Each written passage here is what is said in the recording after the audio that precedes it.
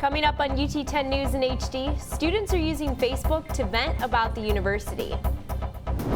And we'll also look at a new way to go to the movies. Plus, Heather Dotson has highlights from a rockin' weekend for the Rockets. Your news in 10 minutes starts now. Thanks for joining us. I'm Ashley Karsten. And I'm Heather Collette. UT students are complaining about the university on Facebook. Reporter Vince DiGuglielmo logged on to get an inside look.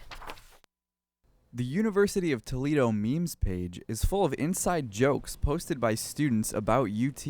These memes are complaints that cover topics such as parking, food quality, and residence halls.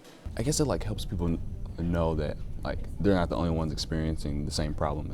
UT's new media specialist Chris Ankney says the university does check this page and others for problems to address. As it relates to this page specifically, those are few and far between because it's just jokes and social commentary about life as a college student. While the university says it will not shut down the page, the number of members continues to grow daily, reaching 1,700 last Friday.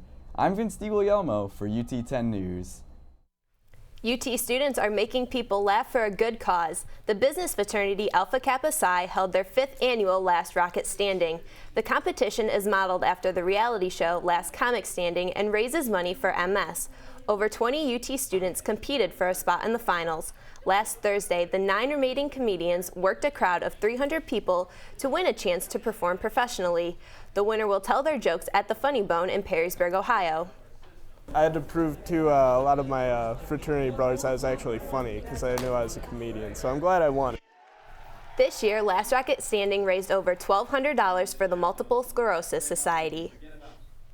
UT students strutted their stuff last Friday at the annual Black Student Union Fashion Show. 40 students showcased their original designs at the Student Union Auditorium. This year's theme was inspired by the West African word Sankofa, which means we must reclaim our past so we can move forward. All proceeds from the event will go towards scholarships in next year's fashion show. This year, Nate Perez and Misha Hemphill were awarded $1,000 each. And from fashion to food, the International Student Association held their annual dinner on Saturday night. Reporter Rosalind Muniz got a chance to taste some exotic food and experience the different cultures. Students met in the Student Union Auditorium to show their cultural fashion, food, and magic tricks. The dinner included Indian and other styles.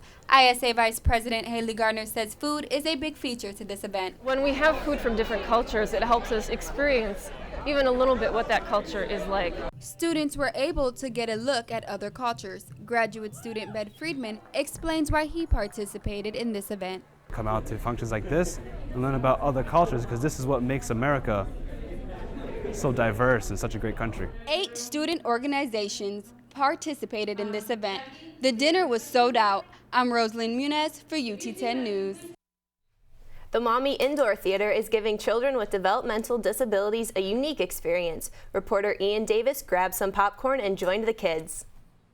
The Lucas County Board of Developmental Disabilities is continuing their 2nd year of sensory-friendly movies. These films are screened once a month at the Mommy Indoor Theater and are rated G or PG. Unlike a traditional movie, the theater lowers the sound and keeps the room a little brighter, and children are free to move around. So a typical movie theater is just going to be overwhelming for them. It's too loud. The contrast between the light and the dark is just too much for so many of our kids. Tickets cost $4.50, which includes a small pop and popcorn, but snacks are not the best part of the movie. The favorite part was my part.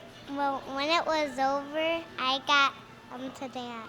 If you're interested, they show a movie one Sunday every month at the Mommy Indoor Theater.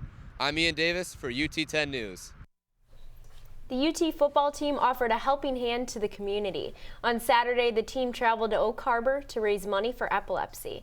The United Methodist Church put on the benefit to educate the local community about the effects of epilepsy.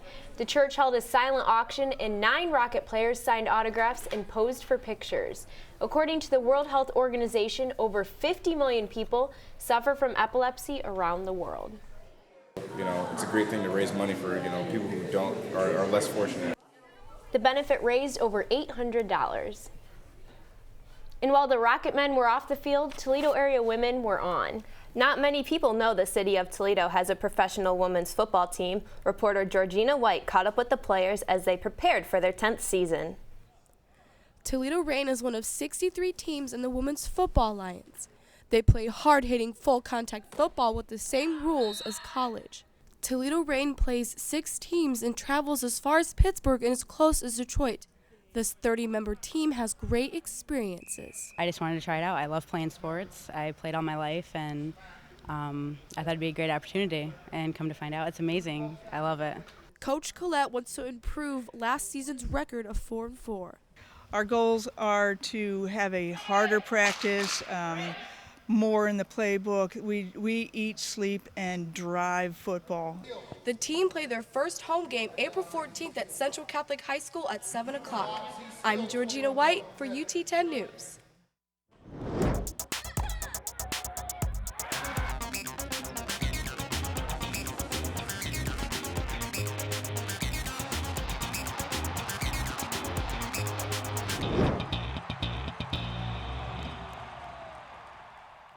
I'm Heather Dotson, and this is your UT 10 Sports. It was an exciting weekend in Rocket Sports as the women's basketball team faced off against the Huskies and the men took on the Broncos. Also, the men's tennis team went up against IPFW. But first, let's go to the Lady Rockets in action. Rockets grabbed possession of the ball early on. Senior Courtney Ingersoll drives through traffic and hits a layup. Later on in the half, Yolanda Richardson passes the ball to Ndola Dorch, who gets it to Courtney Ingersoll, who drains the three. This will put the Rockets up 26-19 in the first half. Then in the second half, Lucretia Smith wrestles for a loose ball, gets it to Ndola Dorch, who nails a three-pointer. Then senior Haley Lynn passes it to Yolanda Richardson, who takes it home in the paint. The Lady Rockets win the game 49-39 and are the 3rd seed for the MAC tournament. Coach Tricia Collette is hoping to upset the top 2 seeds. I couldn't be more proud of them. Yeah, it's not the seed we wanted, but, you know, there have been low seeds that weren't 1 or 2 that have won our tournament, and we'd like to be one of those. Later on Saturday, the men's team took on Western Michigan and tried to improve their ranking. In the first half, Julius Brown takes control of the ball, passes it to Ryan Pearson, who drains the three. Then Brown passes it to Matt Smith, who hits an easy layup. The Rockets lead 44-41 going into halftime. In the second half, Matt Smith continues to dominate and nails a jumper. Then Brown sends a long pass to Dominique Buckley, who hits an easy layup. The men took it 83-74, putting them in a 3rd-place tie in the MAC West. The Rockets are preparing to take on the top 2 seeds in their next 2 games. I wouldn't say they're critical because we don't want to put any pressure on ourselves, but we know they're 2 big games. You know, we're trying to win the MAC West championship or whatever, so I would say they're pretty big games. Now to men's tennis. After defeating Wayne State early on Sunday, they were looking to extend their winning streak later on Saturday against IPFW. The men's double team took all 3 matches with Leo Soraya and Nicholas Wong taking the top 2 seeds. Then in the singles, the UT men won 4 of their 6 matches with Soraya and Wong coming out on top again. The men aced IPFW with a score of 5-2. And congratulations to the UT women's swimming team. They won their 2nd championship in just 3 years. They're an amazing team, and their coach is a former Rocket swimmer. Oh yeah, she's incredible. Thanks, Heather. That's it for UT 10 News. For the latest breaking news from campus and bios from all UT 10 reporters, go to our website, ut10news.com. And you can always watch our award-winning newscast on YouTube and Facebook, where you can get caught up on all of your campus news whenever you want. For Heather Klatt and Heather Dotson and all of our crew, I'm Ashley Karsten. Have a great week and stay tuned for more news from the UT campus.